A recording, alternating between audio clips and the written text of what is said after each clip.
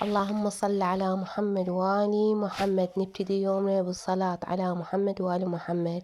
هلا وبنات، شلونكم؟ إن شاء الله الجميع بأفضل حال. بنات، طبختنا لهذا اليوم أو فطورنا لهذا اليوم معكرونة بالبشاميل. بنات، هسه بداية يعني بداية الطبخة إنه أول شي أفور مي، يعني أخلي شوية المي يغلي وبعدين أضيف عليه شوية ملح وبعدين أضيف المعكرونة وأطبقها بس شوية تفور وأطفيها وأرجع أصفيها. هسه ثاني شي بديت أحمس اللحم. أول شي حمست البصل، خليته شوية يحمر وبعدين ضفت اللحم، أظل أحمس بيه وأضيف له شوية ملح، شوية بهار، فلفل أسود لحد ما يتحمس كلش. هسه بدأ يتحمس كلش، يعني أخذ لون عند اللحم. هاي قدامكم بنات. هسه بديت أشتغل بالبشاميل. بشاميل شنو؟ 3 خواشيق دهن أو زبدة و3 خواشيق من الطحين. بنات، ما نخلي زيت، وأظل أخلط بالخليط اللي عندي، الطحين والدهن أخلط بيه زين عمود بنات، ما يكلكع عندي. أخلط بيه لحد ما يتجانس وبعدين أضيف له حليب. بنات، المقادير: الحليب 1.5 كوب حليب، وأظل أخلي له حليب بالتدريج، أضيف له حليب بالتدريج. وهسه أخلط بيه لحد ما يعني الحليب كلش يسيح عندي يعني. وبعدين هسه ضفت له الحليب وأظل أخبط بيه عمود ما يكلكع عندي، وأظل أخلط بيه وبعدين أضيف له همين الحليب تدريجيا شوية شوية. يعني هسه بدأ يثخن عندي الحليب البشاميلي، وأظل أخلط بيه لحد ما يصير عندي بشاميلي ثخين، لا هو ضخين ولا هو خفيف. وأظل أخلط بيه. هاي بنات، ظليت أخلط بيه لحد ما صار عندي الخليط اللي أريده، يعني لا هو ضخين ولا هو خفيف. هاي قدامكم. وضفت له وأضيف له شوية فلفل أسود. وهسه بديت استوى عندي البشاميل والمعكرونة، صفيتها.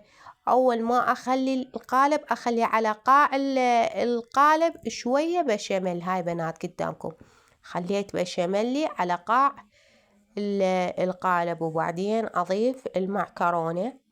ضفت بنات هاي المعكرونة، أضيفها همين تدريجيا مو كلها يعني، لأن هي راح تصير طبقتين، طبقة جوا وطبقة فوق. وبعدين أضيف شوية لحم وأضيف شوية بشاميلي، همين طبقة أولى البشاميل طبقة أولى. وهاي أظل أخلي معكرونة لحد ما أساوي بيها القالب. هسه بديت أضيف اللحم والآني الحمسته، هو البصل واللحم والبهار وشوية ملح وشوية فلفل أسود. وهاي بنات ظليت أساوي باللحم، يعني المعكرونة واللحم أساوي يعني أساوي بيها. هاي قدامكم بنات، ظليت أضيف اللحم على المعكرونة. هاي أضيف اللحم بالتساوي على قد المعكرونة أنا اللي مسويتها. هاي أضيف اللحم وراح أضيف طبقة ثانية من المعكرونة، بس راح أضيف هسه بشاميل طبقة أولى، وبعدين أضيف المعكرونة وبعدين همين أضيف بشاميل بنات، وبعدين أخلي عليها جبنة موزاريلا. وهسه جاي أساوي بيها.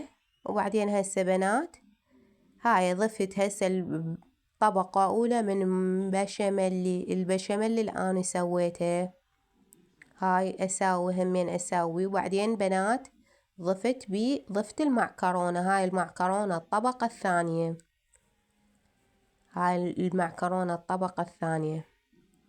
بنات، البشاميل لا تسوونه بالزيت، لأن بالزيت يظل يكلكع عندكم مو مثل الزبدة أو الدهن. ودائما خلوا الجدر يحمى، يلا تخلون الزيت بنات. هسه ضفت المعكرونة همين أساويها على قد القالب اللي عندي أنا اللي خليت بيه المعكرونة. وأظل همين أثقلها طبقة ثانية من البشاميل وبعدين أضيف الجبن. هسه بنات هسه ضفت الطبقة الثانية من البشاميل. هاي ضفت البشاميل الطبقة الثانية.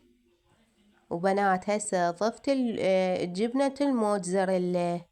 هاي ضفت الجبنة قبل لا ادخلها للفرن.